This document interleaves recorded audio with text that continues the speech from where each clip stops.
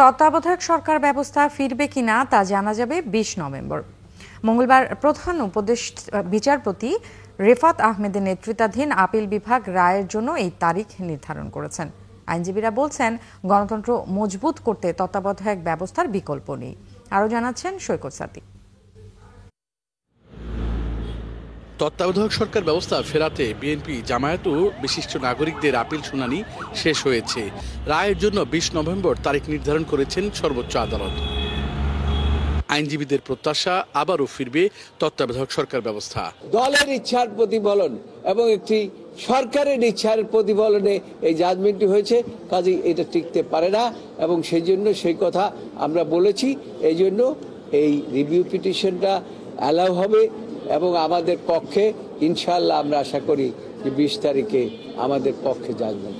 উতরাই পেরিয়ে এখন আবার সকলের কাছে মনে হচ্ছে এই তত্ত্বাবধায়ক সরকার ব্যবস্থাই আমাদের গণতন্ত্রের জন্য সবচাইতে গ্রহণযোগ্য মাধ্যম।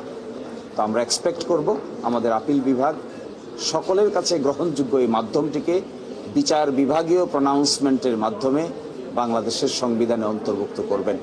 আগের রায় রিভিউ চেয়ে আবেদনকারী সংগঠন সুজনের আইনজীবী জানান, এই ব্যবস্থা নিয়ে রায়ে একটা গাইডলাইন চাওয়া হয়েছে।